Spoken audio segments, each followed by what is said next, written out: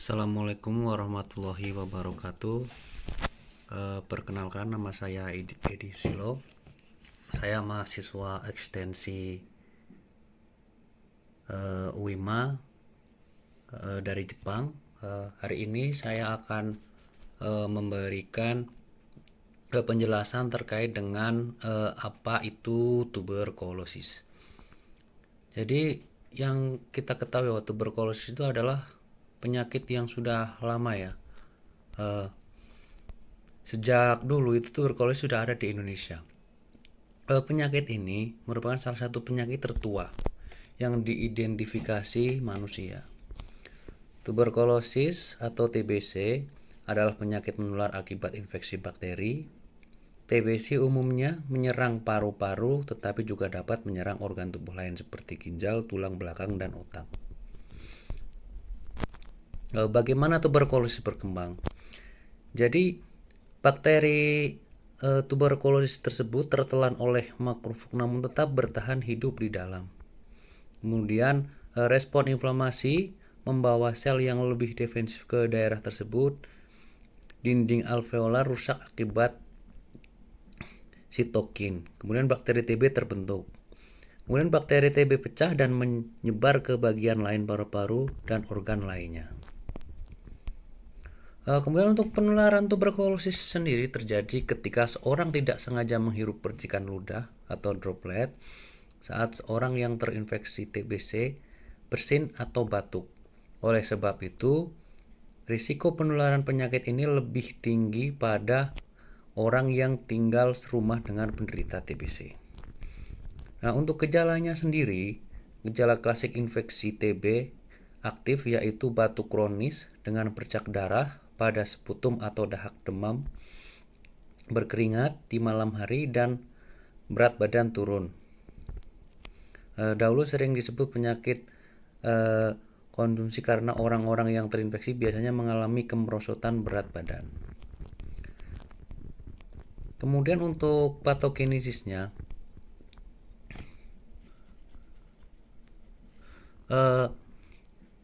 pertama yaitu inhalasi mikrobakterium tuberkulosis atau masuk ke dalam tubuh.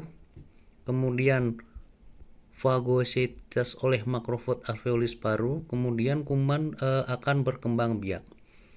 Kemudian akan terbentuk imunitas seluler spesifik dan bisa menyebabkan infeksi atau sakit tuberkulosis.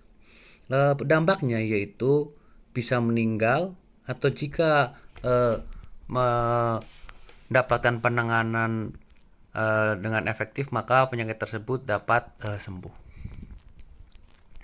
Kemudian untuk diagnosanya,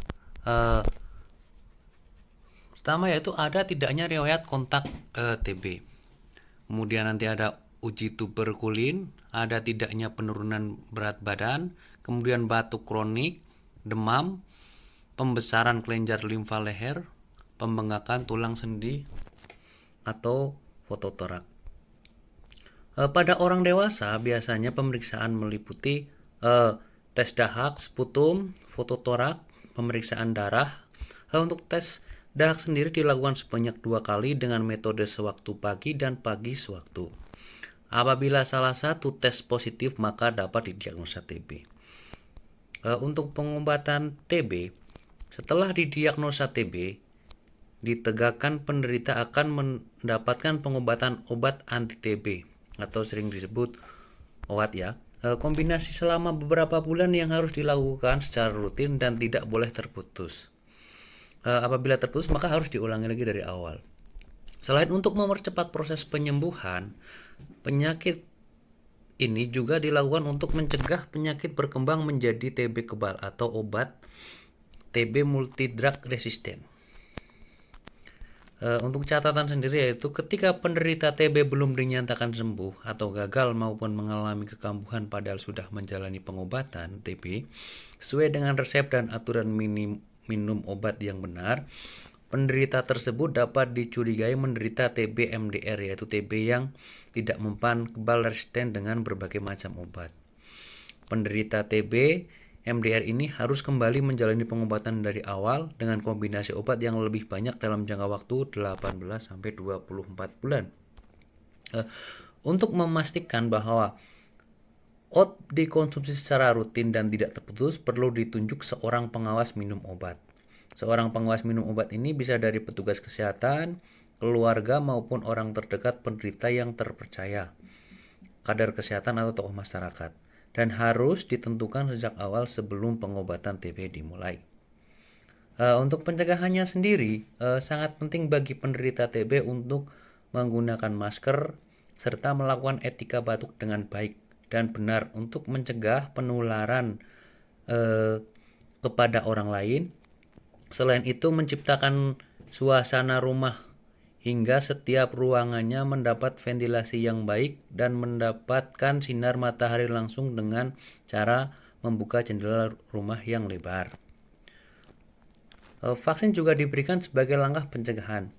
Vaksin ini disebut dengan BCG, Bacillus Calmette-Guerin, dan vaksin jenis ini di Indonesia telah diberikan pada bayi-bayi yang belum berusia 2 bulan setelah masuk dalam imunisasi dasar. Sesuai dengan jenisnya, untuk penyakit TBC adalah penyakit penular yang membutuhkan suatu penanganan intensif serta khusus. Memiliki asuransi kesehatan tentu menjadi satu keuntungan tersendiri bagi seorang agar jangan sampai penanganan dan pengobatan menjadi terhambat. Terlebih lagi untuk penyakit TB ini membutuhkan pengobatan dan perawatan setidaknya 6 bulan hingga pasien benar-benar sembuh. Ya, terima kasih atas partisipasinya. Semoga